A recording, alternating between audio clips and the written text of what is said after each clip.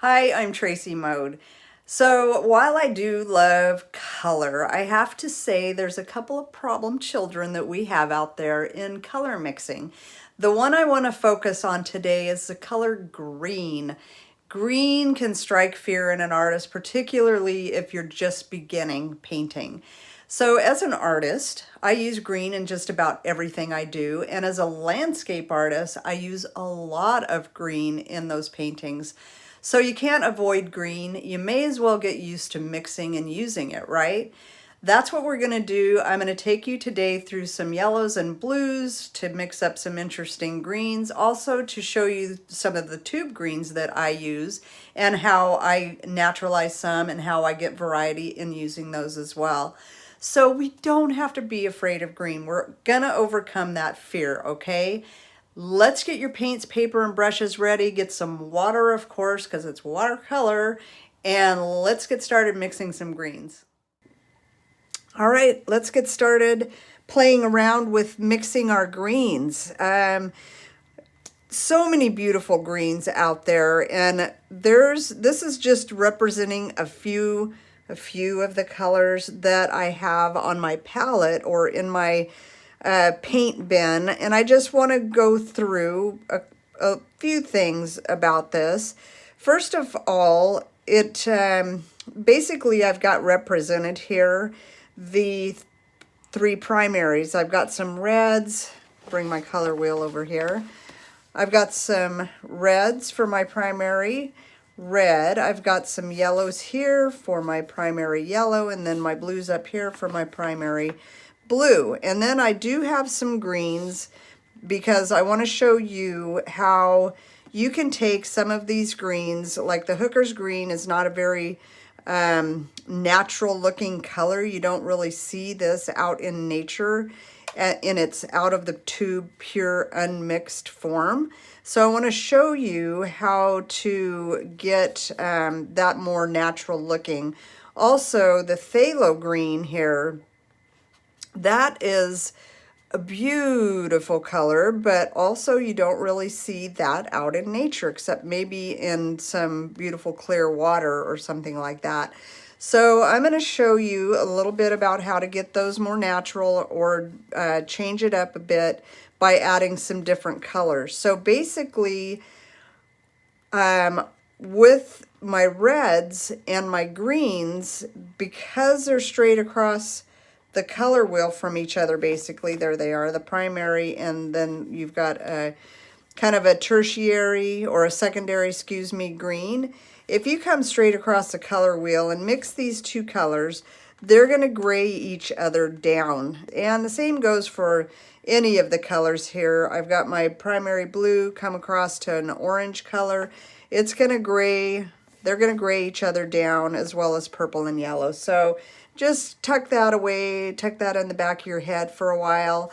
But right now I want to focus on green. So I want to show you how I put together a little chart, and then I have a binder here that I'll show you in a little bit where I do some hole punches in here and I save them so I can reference them later and decide when I'm painting a landscape painting or a foliage in a floral painting or something like that. I can look back on my charts and remember, it jogs my memory of the different greens that I can get, and then I can kind of pick and choose which ones I feel like using for the painting depending on the mood.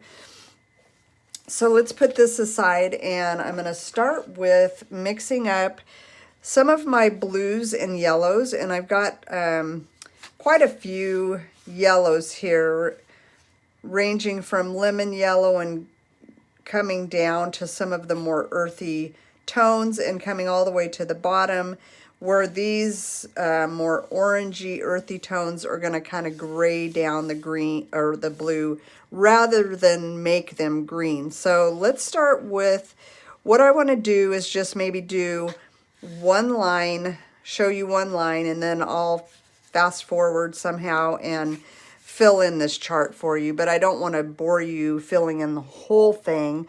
So what I want to do is get my lemon yellow, which is the first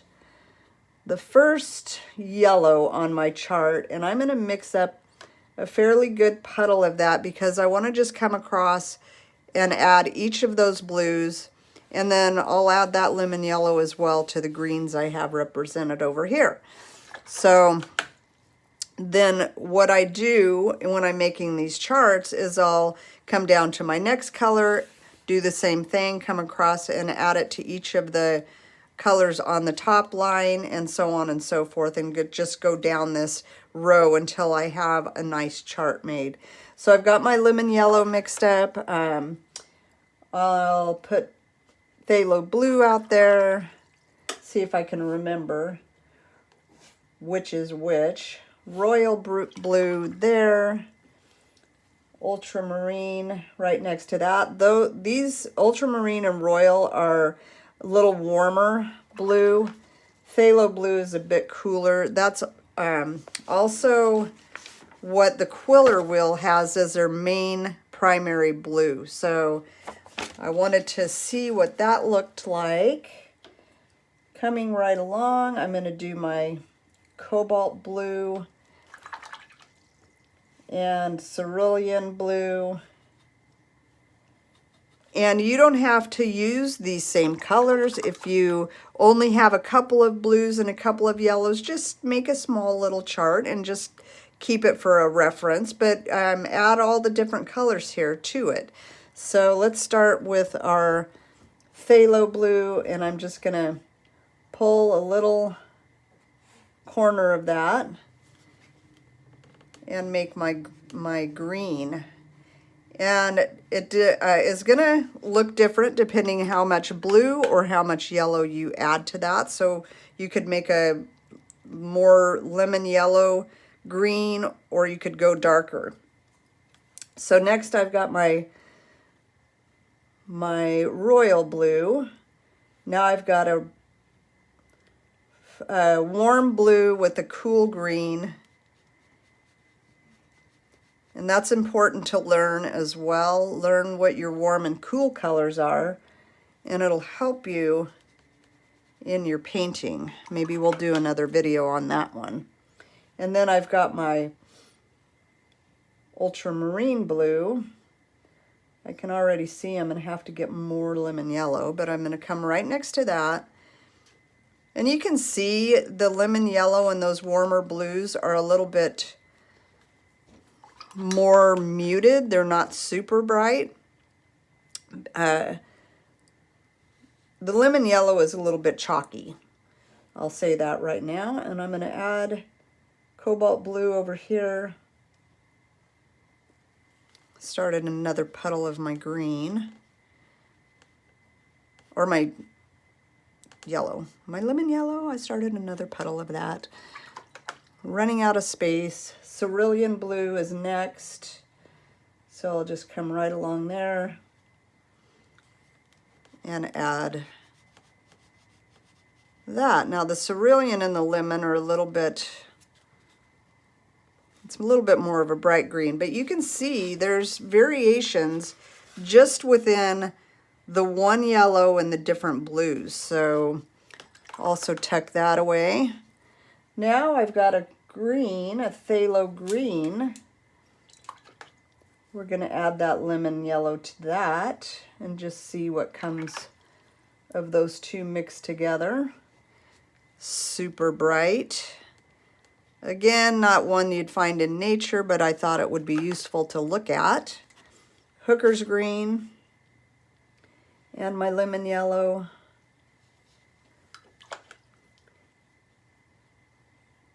Is going to be a sunnier green. You might use that for leaves that are in the sunshine. Sap green is a fairly natural looking color all by itself. So anything you add to it along these lines is going to be just kind of varying it up a little bit. So there's my sap green, and it's going to get pretty sunny green as well. And then straight to green gold, which that's a little bit golder, shall we say. But now I'm going to add my lemon yellow. Let's see what happens when I do that. A little bit more. Let's get a little bit more yellow. So you just get variation. So you can use these greens for, this would maybe be sunnier green, and this could be in the shadows or that kind of thing.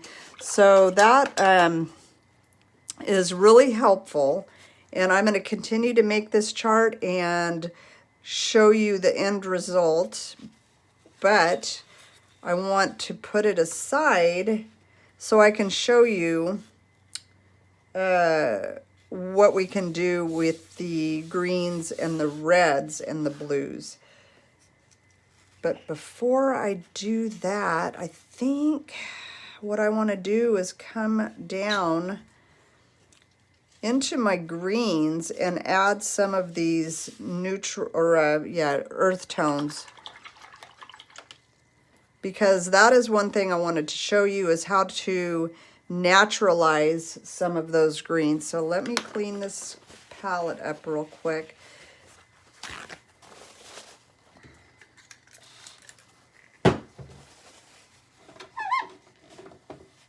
Ooh, that's a beautiful blue. Beautiful. I love that phthalo blue. So I'll show you the hooker's green, and then your exercise, your homework assignment will be to do these charts and use all of your earth tones that you do have on hand and continue making your chart. So let's do the hooker's green. I'm going to get a puddle of that mixed up. I've got some chunks in there. It's a staple on my palette. I love hooker's green. And the reason I love it is because of the mixtures that I get with these beautiful earth tones. So I'm going to start with, let's start with Quin Gold. That kind of falls into that range of an earthy tone. I'll keep the permanent yellow, or the top three, for later. But right now I want to do,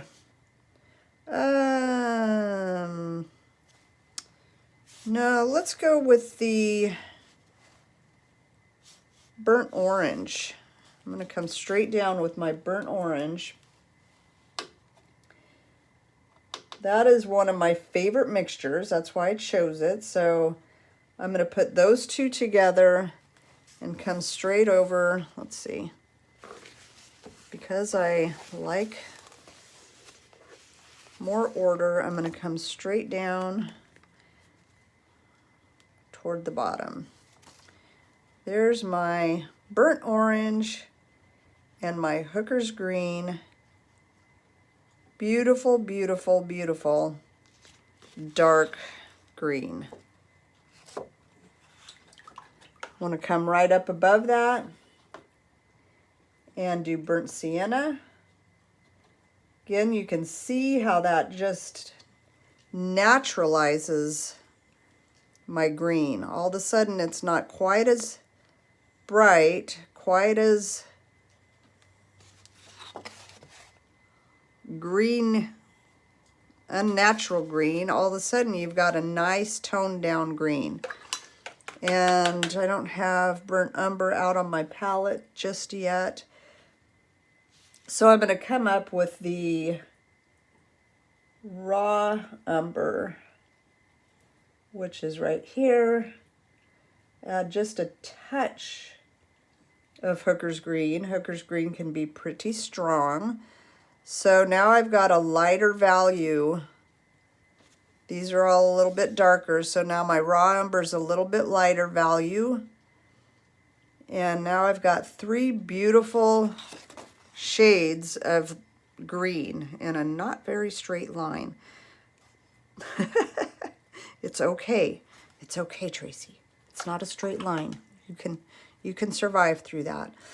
Okay, so raw umber, burnt sienna, burnt orange, three beautiful different greens. And I will continue on with this chart in a minute again and show you at the end. But I want to come over here with the reds and show you what happens when you add the reds to those colors. So let's start with alizarin. And I'm going to go with the Hooker's Green because I've already got it mixed out on my palette. Again, red is a super powerful color. Don't need a whole lot of it. And there is my alizarin added to my Hooker's Green. So when I want to add a darker shadowed area, I will use alizarin and Hooker's Green, or even a permanent red. This is Pyrrole Red. Opera is going to make a, let's just show you. It's going to make a very different look. It's a light, very cool, very cool red. So it's going to give me a lighter color, and then it's also going to, they're going to separate as they dry. So I'll see that opera come up through the green when it dries. Now I've got my Pyrrole Red, and I'm going to add that to my Hooker's Green.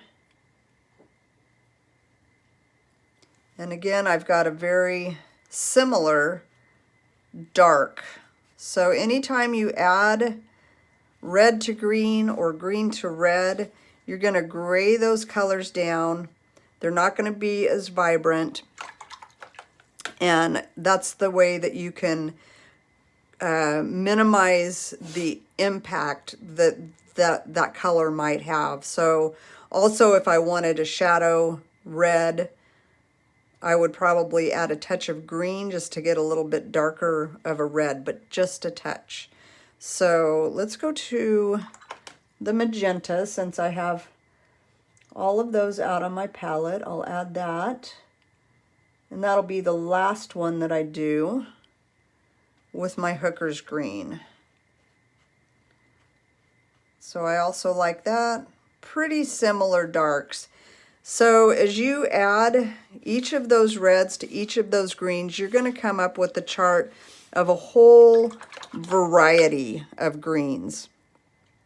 Now I want to go into the blues and add that to my Hooker's Green and show you what that looks like. So again, I'm going to clean my palette up of the reds and start going into my blues so I don't mix up everything on my palette.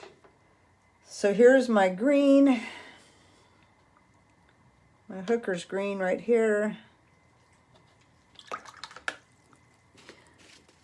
And I'm going to grab some Phthalo Blue, bring those two together. What I'm going to get here is a beautiful, deep blue-green. That is lovely for water, crystal clear water that's really super deep. Think of Hawaii if you've been there, and some of the deep, beautiful blues that you get in Hawaii. Next is my royal blue. Gonna add that. These are gonna vary too, I have to say. It's gonna vary depending on how thick the paint is when you put it down. It can be lighter if it's more diluted, or if it's thicker like these mixtures I'm making right now, it'll dry darker. It'll be darker. So this is my royal blue and Hooker's Green.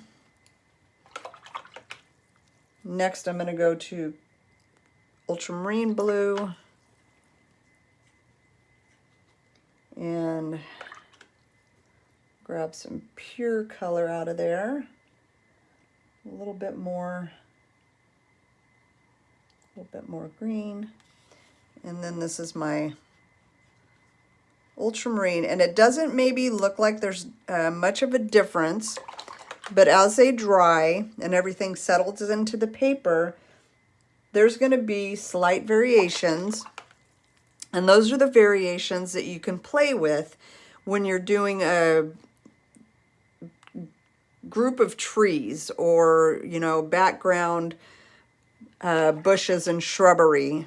You're going to want variation. So these are the charts that you're going to want to have on hand so you can remember what colors it was, especially in the beginning. When you get a little further advanced, you're gonna just instinctively know what goes with what.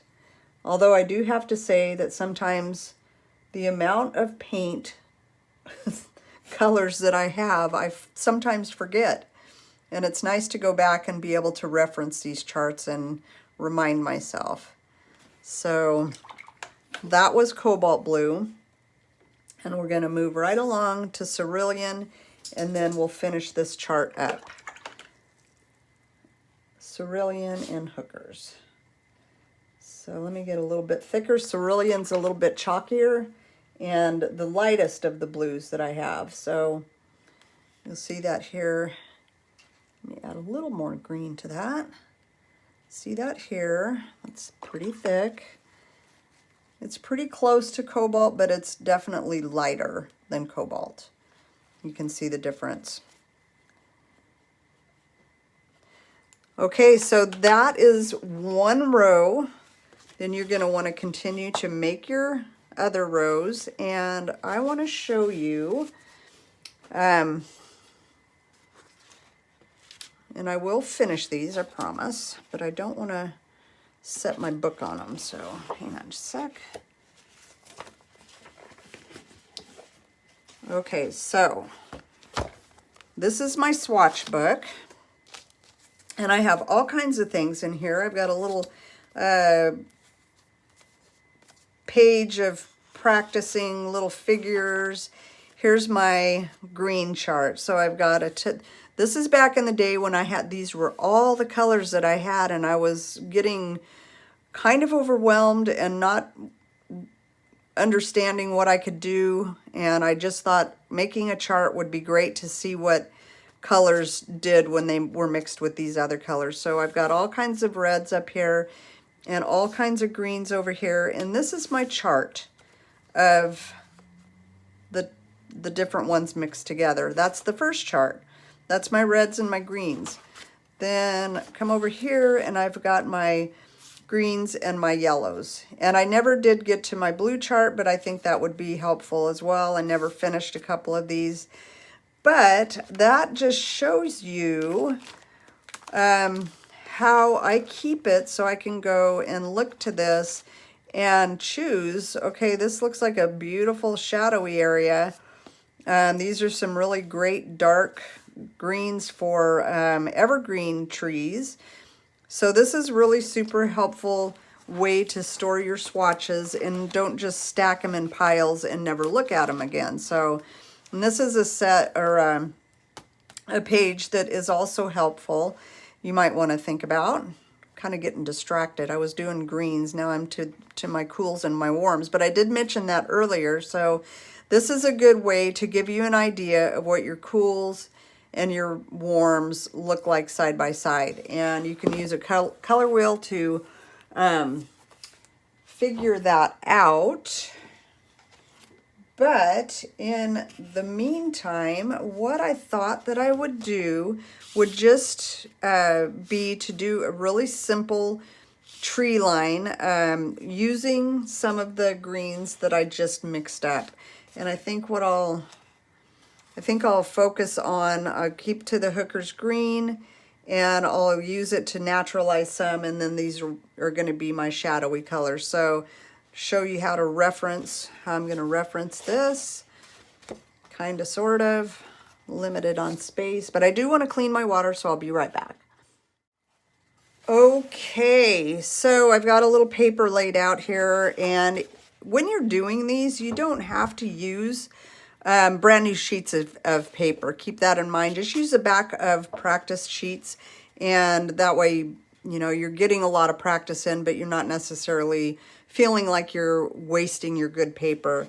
So I don't know if you can see this, but I have this opera, and the pink and the green have separated, and you may be able to see a little bit of how the opera can be seen through. That's really beautiful.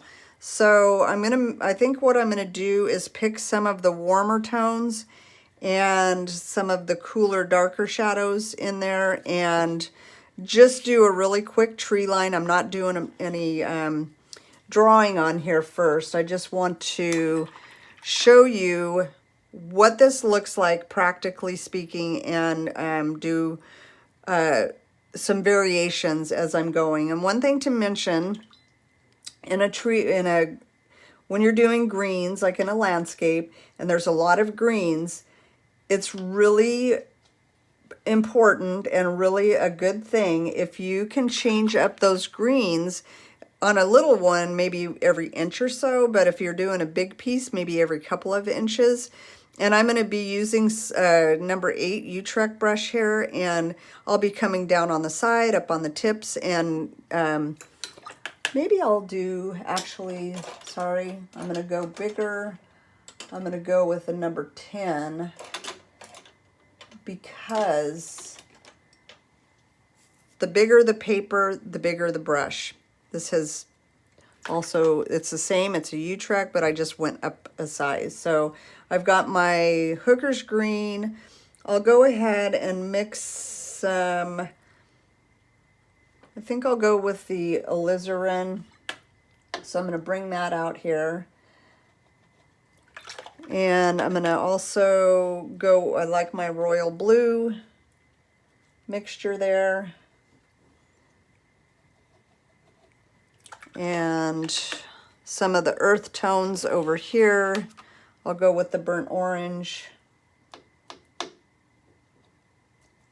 Get that all, that's got some blue in it. Hang on. That's what I get for sticking my dirty brush in. There, that's pure. And I'm just having to work that a little bit because I didn't get it wet enough. And it'll just be like a first layer, but you'll be able to see the variations. So, oops. I'm going to go with my burnt orange on that side. I don't know if you can see that actually. I'm going to go with my Royal Blue there. And my red over here, and they may get kind of mixed up together, that's okay. I think also I'll work in some of that lemon yellow and Hooker's Green to give my little tree line sunny spots. A little bit more lemon in that I think would be nice. Okay, so as I've got my colors mixed up, now I'm just going to start really, actually I think I'll start with the Royal Blue and coming up on the tip of my brush some of the spots. And as I come down a little bit, I'm just going to drop in some of the mixture that's with the burnt orange. Then on this little side, I'll come in with a little bit of the red. And plop in a little bit of green. And it's okay to grab a little extra of those colors. So I grabbed a little extra red, so made it a little bit redder of a green. And same over here, I could add a little bit more blue. And also bring in a little bit more of the yellow. Come down on the side of that.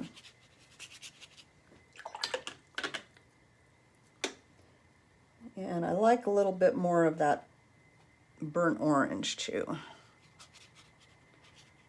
Very random strokes. I can come up a little bit. And also maybe even add a little bit more of that burnt orange and come up on my tip and drop in some extra of that.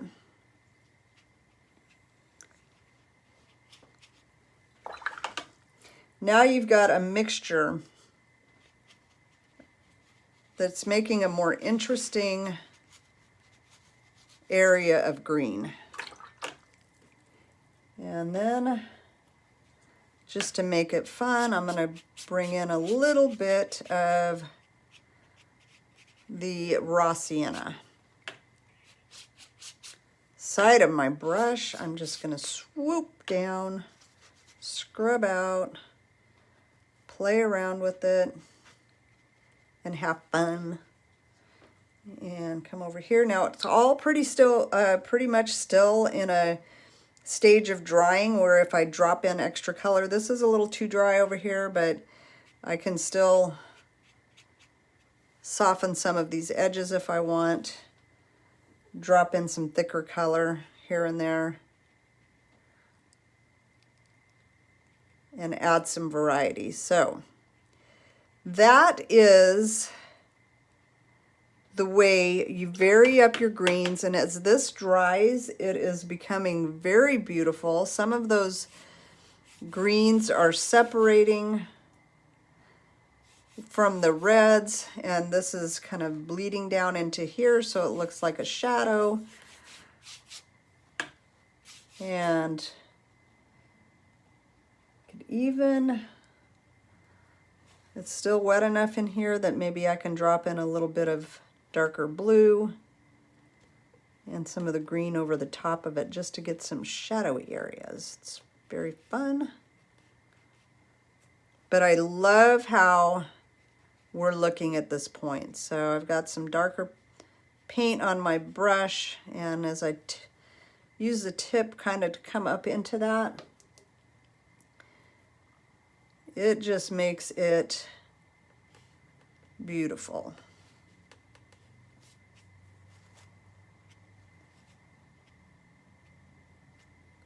Okay, so there is a great example, in my opinion, of how to vary your greens and make it more interesting. Make your shrubbery or background trees more interesting. And then, yeah. So hopefully you can see some of the variations and how the reds and yellows are coming through, and the blues. Anyway, so you guys have fun practicing. Get out your brushes, and don't be afraid of green. Don't be afraid to just slap the color down and play around. It's all going toward learning and growing as an artist. So don't forget to hit subscribe if you like this video. I'll be posting more as I have time, and if you have something you want me to paint, let me know, and I'll try to get a video up of that as well. Thanks for watching, you guys. Until next time, take care. Bye.